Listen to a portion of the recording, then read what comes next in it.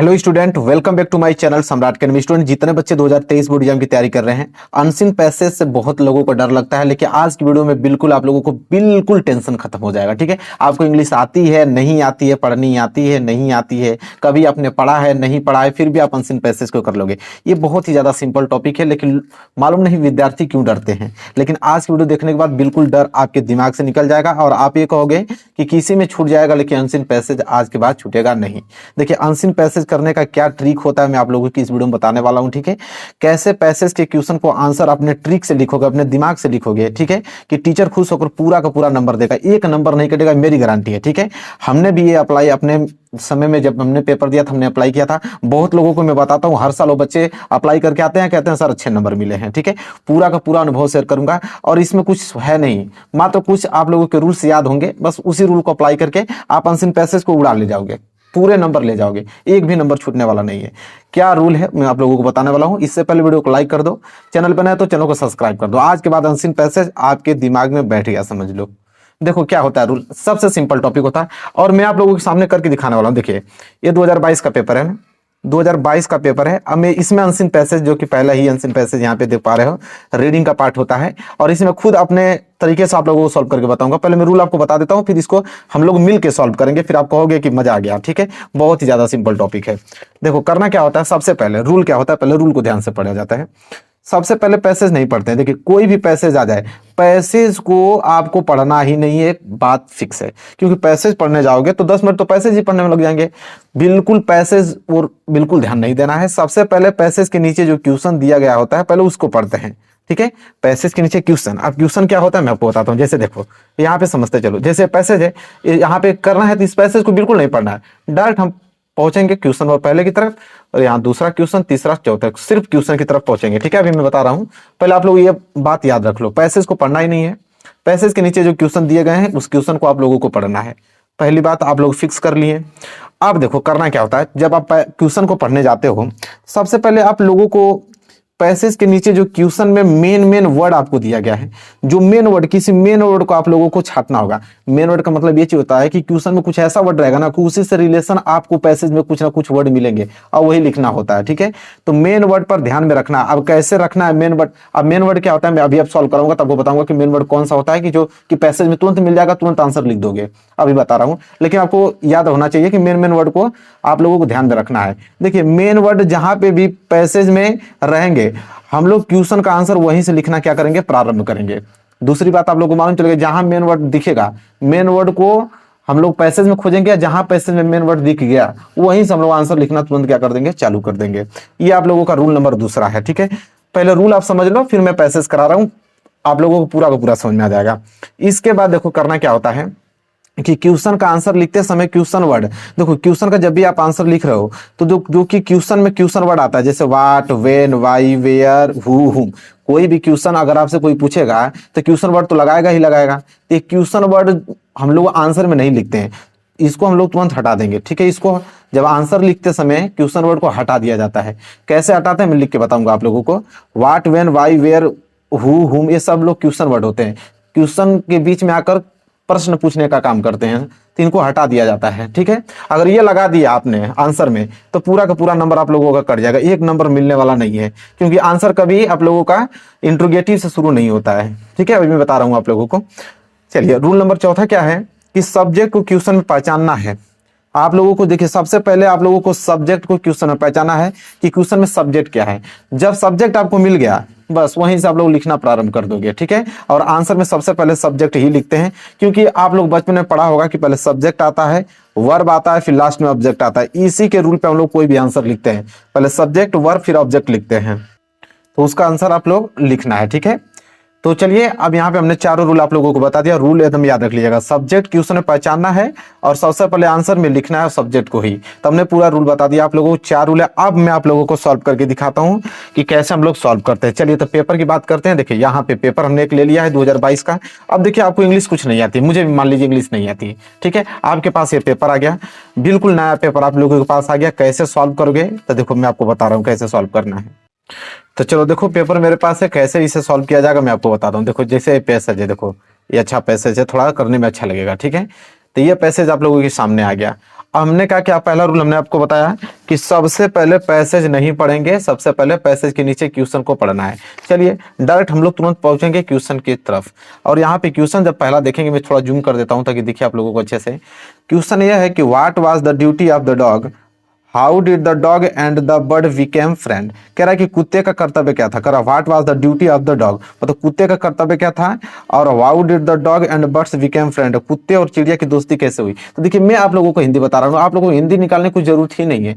आप लोगों को हमने क्या किया, सबसे पहले हम लोग क्या देखते हैं कि क्वेश्चन में मेन वर्ड क्या है यहाँ पे, कि देखिए the duty of the dog, ये जो the duty of the dog आपको दिखा रहा है ये आपका मेन वर्ड है। लेकिन मेन वर्ड में भी इसमें हम लोग को सब्जेक्ट देखना है, तो सब्जेक्ट काम कर रहा है यहाँ पे द डॉग। अब हम लोगों को सीधे पैसेज की तरफ पहुंचेंगे और देखेंगे डॉग कहाँ से स्टार्ट हो रहा है, द डॉग। तो यहाँ पे हम लोग जैसे ही पहले पैसेज को पढ़ेंगे यहाँ पे हमें नजर आ जाएगा यहाँ से द डॉग। अब यहाँ से द डॉग वाज यहाँ से उठाएंगे हम लोग, और द डॉग वाज से लेकर कहाँ तक हम लोगों को करना है, तो लगभग यहाँ तक, हिम तक। ठीक है, लगभग या तो फ्रंट तक भी ब्रेक कर सकते हो या हिम तक।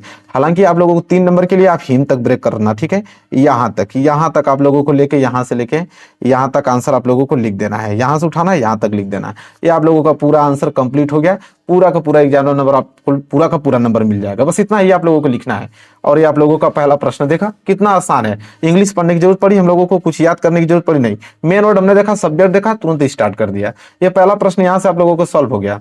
चलो देखो दूसरा प्रश्न कैसे सॉल्व करोगे। देखो दूसरा प्रश्न में क्या है, यहाँ पे कह रहा है कि what happened to the bird one day, how did the dog save her. कह रहा है कि एक दिन चिड़िया को क्या हुआ और कुत्ते ने उसे कैसे बचाया, सेव हर मतलब कुत्ते ने उसको कैसे बचाया। अब यहाँ पे भी हम लोगों को मेन वर्ड ढूंढना है।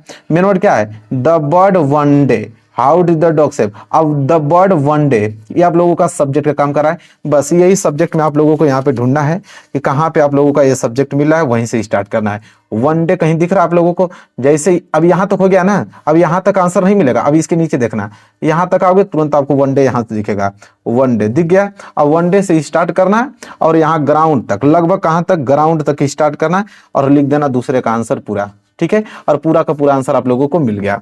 ठीक है, तो हमने क्या कहा कि देखिए वन डे से स्टार्ट करना सब्जेक्ट से। ये नहीं, कुछ लोग गलती क्या करते हैं कि जैसे यहाँ पे what happened to the bird है ना, तो पहले लिखेंगे व्हाट हैपेंड। हमने क्या किया, WH वर्ड नहीं लिखते हैं आंसर में, जब भी लिखते हैं सब्जेक्ट से लिखते हैं। तो सब्जेक्ट क्या है, द बर्ड्स वन डे। यहाँ से हमने वन डे को स्टार्ट किया और वन डे सब्जेक्ट का काम कर रहा है, यहाँ तक हमने पूरा का पूरा लिख दिया। WH देखिए यहाँ से व्हाट को हमने हटा दिया, व्हाट हैपेंड टू द, ये व्हाट को हमने हटा दिया। और यहाँ पे भी आपने देखा होगा पहले प्रश्न में, तो हमने जो व्हाट था इसको हमने आंसर में नहीं लिखा है, यहाँ से हमने लिखना स्टार्ट किया द डॉग से। ठीक है, यहाँ से देखो द डॉग वाज। तो यही चीज मैं आप लोगों को समझाने की कोशिश कर रहा था। इसके बाद देखो अगला प्रश्न क्या है। अब ये जो 2 प्रश्न आते हैं, तो एक देखिए बोला है कि find out the word in the passage which means pulled along forcefully. कह रहा है कि find out a word in the passage, मतलब इस जो गद्यांश में एक शब्द का पता लगाइए जिसका अर्थ क्या है, पुल अलोंग फोर्सफुली। इसका मतलब होता है कि बलपूर्वक। कह रहा है कि एक वर्ड आप इसमें ढूंढिए कि जिसका अर्थ होता है बलपूर्वक, मतलब पुल अलोंग फोर्सफुली मतलब भी बलपूर्वक होता है। और इसी पैसेज में से आपको एक ऐसा वर्ड ढूंढना है कि जिसका मतलब भी बलपूर्वक होता है, आप लोगों को इसमें ढूंढना पड़ेगा। तो देखिए इसको बोलते हैं हम लोग, क्या बोलते हैं, इसको बोलते हैं हम लोग पर्यायवाची शब्द। क्या बोलते हैं, पर्यायवाची शब्द बोलते हैं। कि उसके मतलब जैसे यहाँ पे बलपूर्वक था कि पुल अलोंग फोर्सफुली, पुल अलोंग फोर्सफुली मतलब होता है कि बलपूर्वक। बलपूर्वक किस माने होता है आप लोगों को इसमें से ढूंढना पड़ेगा। तो देखिए यहाँ पे जैसे ही वनडे की आएंगे नीचे तो आपको ये ड्रैग्ड दिख रहा है, ड्रैग्ड मतलब होता है यहाँ पे बलपूर्वक। लेकिन आप सोचोगे कि सर हमको तो मालूम नहीं है कि ड्रैग ही बलपूर्वक कैसे होता है, आपको मालूम है तो आपने बता दिया, हम लोग कैसे लिखेंगे। तो देखो यहाँ पे एक रूल चलता है, मैं आप लोगों को रूल बताता हूँ। देखो जब आप लोगों को यहाँ पे सिनोनिम्स मालूम नहीं रहेगा, सिनोनिम्स मतलब ये होता है पर्यायवाची शब्द। जब सिनोनिम्स आपको मालूम नहीं रहेगा तो आप ट्रिक कौन सा लगाओगे, ठीक है, यही ट्रिक आप लोगों को अप्लाई करना है। जैसे हमको तो मालूम था कि पुल अलोंग फोर्सफुल मतलब बलपूर्वक होता है, तो यहाँ पे ड्रैग्ड मतलब भी क्या होता है, बलपूर्वक, तो हम ड्रैग्ड लिख दूंगा। लेकिन आप लोग कैसे लिखोगे, तो आप लोगों को करना क्या है कि देखिए एक वर्ड का कम से कम 5 आप लोगों का सिनोनिम्स होता है, 5। अब एग्जामिनर को 5 थोड़ी मालूम है आप लोगों को। जब भी एग्जामिनर को मालूम होगा तो एक ही मालूम होगा या 2 मालूम होगा, लेकिन 5 या 7 होते हैं।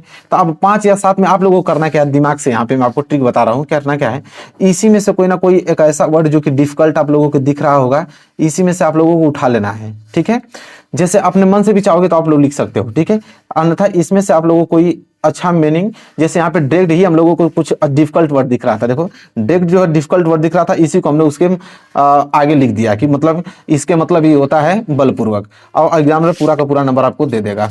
ठीक है, तो जब भी आप लोगों को ना समझ में आए तो उसी के रिलेशन, उसी के कुछ डिफिकल्ट मीनिंग उसके सामने आप लोग लिख दो, नंबर आप लोगों को पूरा मिल जाएगा। क्योंकि एग्जामिनर को पूरा पांचों मालूम थोड़ी है सिनोनिम्स, उसको तो एक ही दो मालूम होगा, और आपने इसको लिख दिया तो आप लोग बस वो देखेगा कि आपने लिखा है, पूरा नंबर दे देगा। ठीक है, इसी प्रकार देखो लास्ट प्रश्न क्या है कि find out a word in the passage which in opposite of near. अब नियर मतलब क्या होता है, पास। अब पास का हमसे अपोजिट वर्ड पूछ रहा है कि पास का अपोजिट वर्ड क्या होगा। अपोजिट मतलब क्या होता है, विलोम। तो पास का क्या होता है, दूर। अब दूर किस मतलब होता है, तो सबको मालूम है कि फार मतलब दूर होता है। फार मतलब क्या होता है, दूर। अब देखो फार यहाँ पे आप लोगों को तुरंत मिल जाएगा, ये फार जो होता है, फार मतलब दूर होता है। तो हमें तो मालूम है कि फार मतलब दूर होता है, हमने आपको बता दिया कि फार ही होगा इसका। लेकिन अब आप वही ट्रिक लगाओगे कि आपको तो मालूम है नहीं, कि आप क्या करोगे, तो देखिए नियर है, अगर याद रहेगा तब तो आप फार कर दोगे, नहीं याद रहेगा तो फिर तो आपको कुछ ना कुछ दिमाग लगाना ही पड़ेगा। तो इसी में से आप लोगों को कोई वर्ड ऐसा चुनना पड़ेगा जो कि उसके आगे लिखोगे। ठीक है, यही ट्रिक है। ठीक है, याद होगा तो आप जानते हो कि नियर मतलब पास, तो फार मतलब दूर होगा। और नहीं मालूम रहेगा तो इसी में से कोई ना कोई एक वर्ड चूज कर लेना, उसके आगे लिख देना, आप लोगों की एग्जामिनर देखेगा, नंबर दे देगा आप लोगों को। तो देखो ये चारों के चारों हमने पैसे सॉल्व कर दिया। देखो चारों प्रश्न कितना आसान था, इंग्लिश पढ़ने की जरूरत पड़ी, हमने हिंदी का अर्थ बताया, कुछ भी नहीं बताया, लेकिन सिंपल टॉपिक से पूरा का पूरा हम लोगों को पैसे सॉल्व कर दिया। तो देखो आज के बाद कभी मत कहना कि मुझे अनसिन पैसे नहीं आता है। ठीक है, पूरा का पूरा एग्जाम में क्वेश्चन करके चले आना, पूरा नंबर मिलेगा। वीडियो को लाइक कर दो, चैनल पर नए हो तो चैनल को सब्सक्राइब कर दो। किसी भी टॉपिक में दिक्कत हो रहा है, टॉपिक कमेंट करो, मैं उस टॉपिक पर तुरंत आप लोगों को वीडियो बना दूंगा।